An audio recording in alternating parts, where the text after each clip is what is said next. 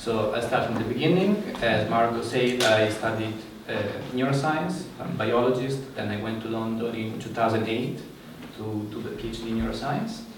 But throughout my studies, I always been reading and then also drawing comics, which is, as you can see, is like, yeah, it's a very different field, not considered very worthy of academic endeavor.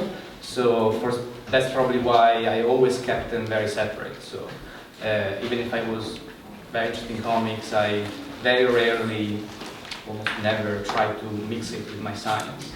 I was being a scientist during the day and then drawing comics at night. Double secret identity. Yeah. Which, yeah, it was okay most of the time, but yeah, I started to feel very sort of conflicted between these two lives I had. Until, yeah, 2011, 2012, I met Anna Ross, who was a colleague and then collaborator. She was a neuroscientist as well at University College London, but she also had a background in science communication. And she was probably the first one from the academic world to kind of take seriously what I was doing with my comics, and also encourage me and suggest that there could be a way to combine them, in particular to do some science communication. So using my comics to explain what we were doing in the lab. And yeah, at the beginning, I have to admit I was very skeptic. I mean, I thought it would be really fun to do, but I didn't expect anyone to read these comics, even less pay for me to draw these comics. But Hannah really sort of encouraged me, and the more we discussed about it, the more I convinced myself that actually it may be a really good idea. Not despite the sort of reputation of comics as something very simple, very childish, but because of this reputation. So my thinking was that because comics are not really taken seriously by anyone, not by the scientist, but often not even by the artist, maybe they could be a sort of neutral ground where these two worlds can meet, and they can sort of serve as a bridge to connect these two. So not only use the comics to make science more accessible to all the sort of artistic and humanities community, but also for the scientists to take themselves a bit less seriously and start to think about what they're doing in a more creative way. So this, very briefly, was our proposal to write a comic book about neuroscience.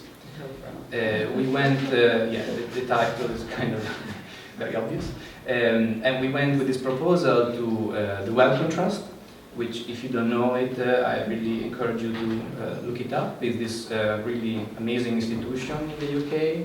They fund a lot of scientific research. I think it's one of the largest funding bodies for scientific research.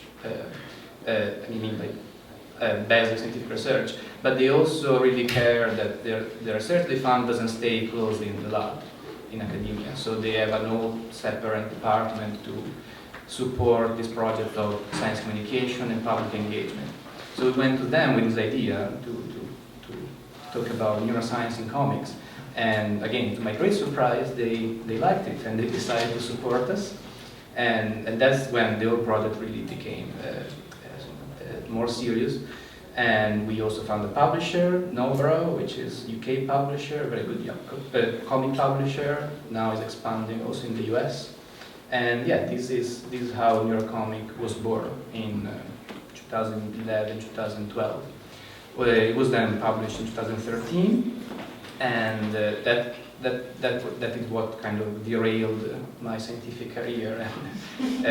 Because of the success of Neurocomic, which since then has been translated in 5 different languages, we had thousands of readers. So it made me really think that maybe this actually, that there was a public for these comics, and people wanted to know more about science. And thanks to Neurocomic, I started to collaborate with many different institutions. Harvard got in touch, they were doing an online course about neuroscience. I did some illustrations for them. Then I did some illustrations for my own university, UCL. and other independent projects of graphic journalism and always science related. Then I also worked a lot with Science Practice, which is a London-based design agency that what they're trying to do is bring the knowledge of design to scientists whenever they need it. And yeah, they're commissioning me a lot of illustrations. So this is what I've been doing for the past 2-3 years. Now I'm actually working on 2 new books. That's what I've been doing here at Djerassi. One is kind of a follow-up to Neurocomic, so it's very similar in format and style. It's about the 5 senses. So covers the classic 5 senses like touch, taste, smell, hearing, and vision. From the receptor dynamics to more complex things. So why do we like certain sounds and other we call noise? And yeah, this, as you can see, is very much work in progress. You can see outside on my table some final pages from the book, which is going to come out in 2017, always with Nora. And the other book is a children book. It's my first children book. It's for this Italian publisher who specializes actually in science books for children. And they asked me to essentially do the same, make an introduction to neuroscience, but more targeted to a young audience. And yeah, I have to admit it's really fun to do as well. It's coming out again next year in Italian, and yeah, these are the new ones. It's coming out in Italian and hopefully also in English shortly after. And yeah, this is what I've been doing essentially for the past 2 weeks, trying to finish these 2 books. But yeah, in the second half of the talk, I also want to tell you more about the other thing I'm doing, what I'm going to do. So I'm going to sort of turn the table around. Instead of doing comics about science, I'm also going to start studying the science of comics, so to speak. So I recently, very recently, literally the 1st of July, I joined Columbia University in this new program with this very ambitious name, Presidential Scholars in Society and Neuroscience, which has the goal of funding projects that, as the title says, combines neuroscience, concept of neuroscience and psychology with other disciplines in the humanities and the arts. And they're very open to different kind of proposals. My proposal was titled Visual Narratives for Science Communication. And the idea behind it, very, very simply, is that in the past 3 years, I observed that I'm not the first one nor the last one to do this sort of comics about visual narratives about science. In particular, there are all these sort of new so-called pop science channels. If you probably have seen some of these online, which make extensive use of comics, animations, video games, and I'm not defending them here. I'm not trying to. They're all good. By all means, there are some that are oversimplifying things, and many scientists take issue with them. But all I'm trying to say is that whether we like it or not, as scientists, this is where most people get their science information these days. So what I really want to do is try to take them seriously, study them, and try to understand what are their effects on learning and the perception of science. I'm particularly interested actually in this second set of questions. So how can they affect the public perception and the way people engage with science? And again, I haven't done anything yet because I just started. But the starting point for my project is this transportation theory, which is a psychological theory proposed by Green and Brock in 2000. And it's all studied on written text. But briefly, their proposal, what they find is that when we read narratives, we engage with information, we process the information a different way. So in a way that they claim is more related to maybe emotional and affect cognition. And what they see is basically that when we are reading a story, especially if we are engaged with the story, if we are transported in the story, we experience the information through the eye of the character. So we are in a way more open because we are not thinking of this information as ourselves, but we are seeing through the characters. So we are maybe also willing to consider ideas and topics which they wouldn't normally interest us, or we may even have sort of internal biases against. So there are many, of course, controversial subjects in science. I mean, at least people perceive them as controversial, and people, of course, they don't like to be lectured about them. But if we present them in a more human, approachable way, maybe they'll be more willing to consider them. This is now I'm sort of elaborating on it.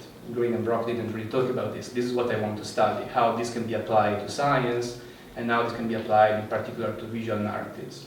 Because it really, I think, links very well with this other theory, the classic theory in comics. If you know anything about comics, you probably heard of Scott McCloud, Understanding Comics, that more than 20 years ago now, he suggested that what comics can do really well is to present stories and concepts in an abstract way.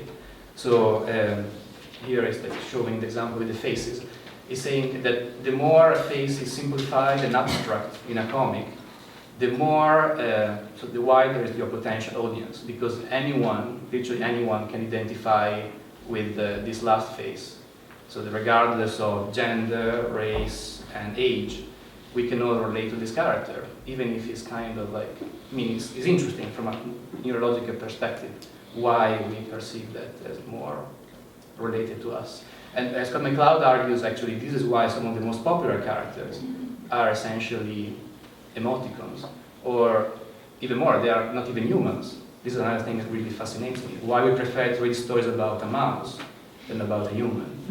Maybe it's because of this I think it's because of this process, so because we can all relate to a mouse. So when we read a story about a mouse, in a way it becomes more universal.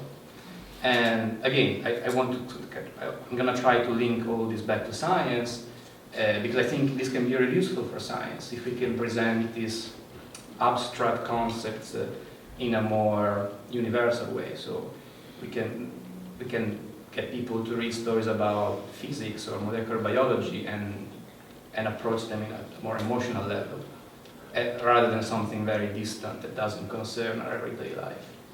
And interestingly, this I feel is exactly what I've been doing with my comics. Even before reading all about these theories, this is really sort of the core idea behind our comic. We didn't want to write a textbook, but we wanted to tell a story.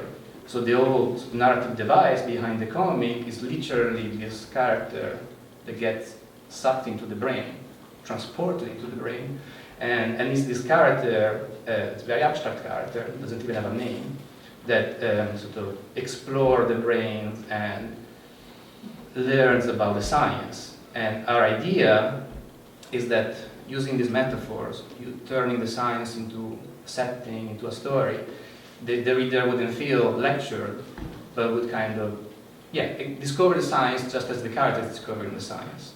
So in a more personal, engaging way. So this is kind of the idea, both behind my comics and what I'm going to do in the next 3 years at Columbia. And just summarize it, I guess. I don't want to go on and on, just like many scientists do. If you want to find out more about my work, I have a website. We also have a mini website for Neurocomic, and I'm on Twitter, where I'm going to post. I usually post a lot about this combination between science and comics. And thank you for your attention. Yes.